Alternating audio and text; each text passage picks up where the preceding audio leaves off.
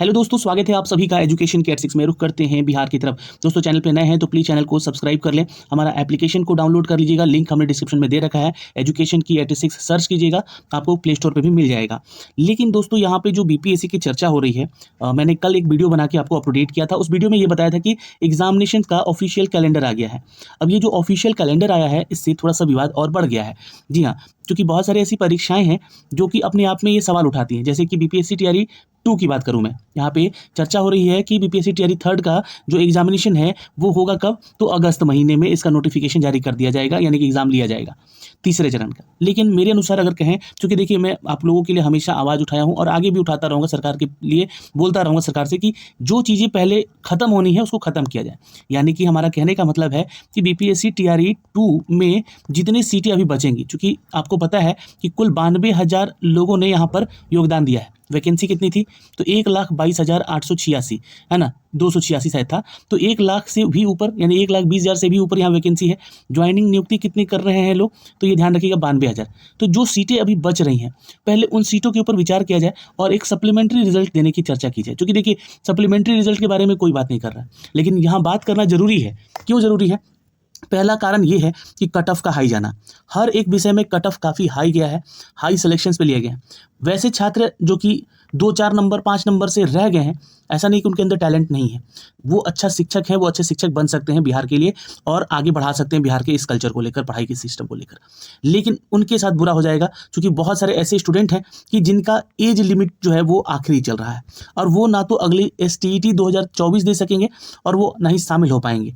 तो उनके लिए भी मैं सरकार से यहाँ पर रिक्वेस्ट करूंगा कि इनका देखिए कट ऑफ हाई गया था, पहला कारण, इसलिए सप्लीमेंट्री रिजल्ट का देना जरूरी है। और ये जितनी भी सीटें बचेंगी उन सीटों पर रिजल्ट दिया जाए। हाँ, ये हो सकता है कि उतने लोग नहीं आ पाए, बट ये कोशिश किया जाए आयोग के द्वारा या सरकार के द्वारा कि सप्लीमेंट्री रिजल्ट जरूर दिया जाए। कट ऑफ हाई गया है, पहला कारण है। दूसरा कारण है एज लिमिट को लेकर।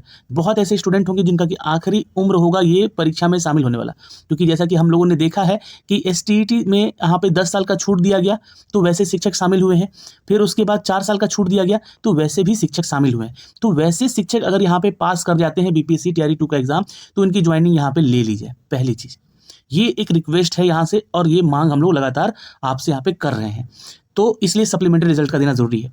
अब देखिए, यहाँ पे तो हमने मांग रख दी है, आप लोगों को शेयर करना होगा वीडियो को, ताकि ये चीज़ें सरकार के कान तक जाए। लेकिन कुछ खबरें बता रही हैं कि 24 अगस्त, ये खबर नहीं, एक्चुअली आप लोगों को कल मैंने जो ऑफिशियल कैलेंडर दिखाया है उस कैलेंडर के मुताबिक ही ये न्यूज़ अपडेट करके आया यहाँ पे। तो देखिए, इसका एग्जाम जो है 24 अगस्त को लिया जाएगा और इसका रिजल्ट भी 24 सितंबर को, 1 महीने के अंदर ही आपको डिटेल में दे दिया जाएगा। फिर इसकी ज्वाइनिंग की प्रक्रिया शुरू हो जाएगी। तो लगभग जो है यहाँ पे 50,000 तो वैकेंसी सरकार ने यहाँ पे अपडेट कर ही दिया था कि बीपीएससी टीआरई 3 में आएगा। और जो सीटें यहाँ से सपोज बचती हैं सप्लीमेंट्री रिजल्ट देने के बाद, तो मान के चलिए कि 30,000 के आसपास या 40,000 के आसपास या 50,000 ही बच जाए, तो कंप्लीट मिला के जो है ना 1 लाख वैकेंसी फिर आ सकती है तीसरे चरण में। तो अब जो भी छात्र तैयारी कर रहे हैं, जिनका नहीं हो पाया है सिलेक्शन यहाँ पे, या फिर वो नहीं, उनको लग रहा है कि नहीं हो पाएगा सप्लीमेंट्री रिजल्ट में भी हमारा, तो उनको मैं कहना चाहूँगा कि अभी से आप तैयारी में लग जाइए। और इस दौरान जो भी आपको प्रैक्टिस सेट वगैरह चाहिए, तो आप हमारे एजुकेशन की 86 के एप्लीकेशन पे जाके देखिएगा, तो वहाँ पे मॉक टेस्ट दिए गए, उन मॉक टेस्ट को लगाना शुरू कर दीजिएगा। ठीक है। अब दूसरी चीज़ यहाँ पे बता दें कि जो कैलेंडर जारी किया गया है वो 25 परीक्षाओं का यहाँ पे अपडेट दिया गया है। अब 24 अगस्त तथा परिणाम घोषित किया जाएगा 24 सितंबर को। शिक्षा विभाग से जो भी रिक्त पद आएंगे उन रिक्तियों के बारे में जानकारी साझा की जाएगी। उसके बाद यहाँ पर परीक्षा नियंत्रक जो है वो उन्होंने कहा भी कि 2024-25 में आयोजित होने वाली परीक्षाओं का कैलेंडर हम लोग 1 जनवरी तक भी जारी कर देंगे। तो ये एक बड़ा अपडेट है दोस्तों, यहाँ से जो कि दिया गया है 2025 में भी आपकी और बहाली, क्योंकि यहाँ पे कहा ही गया कि हर साल हम लोग जो है यहाँ पे शिक्षकों की भर्ती करवाने जा रहे हैं और हर साल यहाँ पे शिक्षकों की बहाली होगी। डेट भी एक फाइनल दे दिया गया है।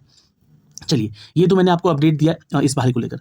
लेकिन अब जो है यहाँ पे जो अपडेट है ये उन शिक्षकों के लिए है जो शिक्षक यहाँ पे स्कूल तो जाते हैं पर पढ़ाते नहीं हैं। वो उनका कोचिंग संस्थान चल रहा है कहीं ना कहीं उस गांव में, उस सेक्टर में, तो वो क्या करते हैं कि अपना स्कूल छोड़कर, है ना, वो कोचिंग चलाने चले जाते हैं। तो उनको यहाँ पर के पाठक सर ने नकेल कसा है।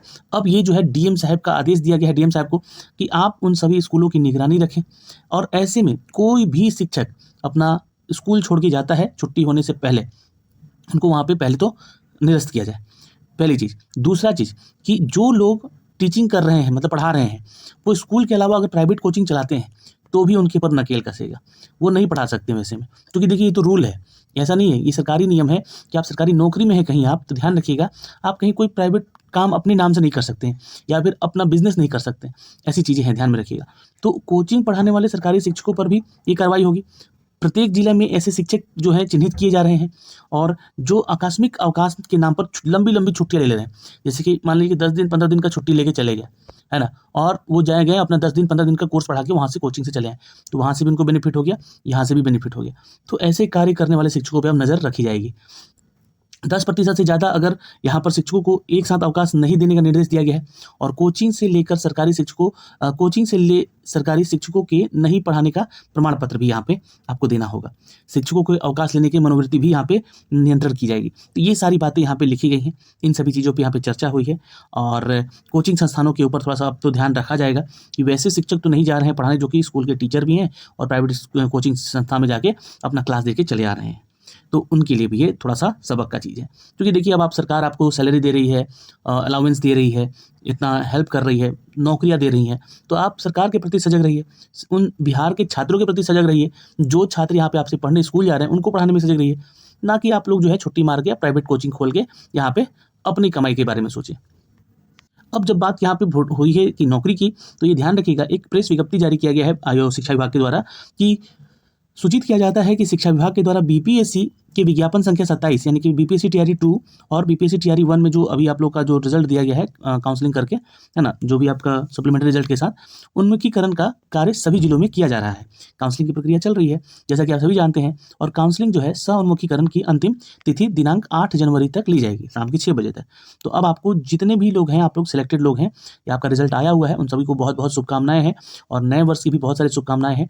अच्छे से कार्य कीजिए आप लोग। लेकिन जिनका भी अभी तक काउंसलिंग नहीं हुआ है, वो 8 जनवरी तक संध्या शाम के 6 बजे तक निर्धारित किया जाता है आपको ये समय।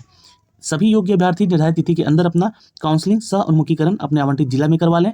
निर्धारित तिथि के बाद काउंसलिंग का उन्मुखीकरण नहीं किया जाएगा, और ये आप जाके देख सकते हैं ऑफिशियल वेबसाइट पे कि आपका कहाँ पे है, किस जिला में है।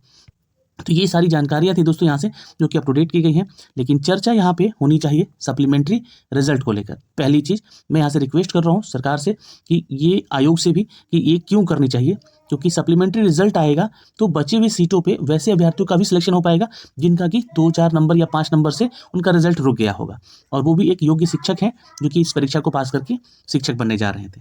तो फिलहाल दोस्तों इस वीडियो में इतना ही, फिर मिलेंगे आपसे अगली वीडियो में नए अपडेट के साथ। जय हिंद,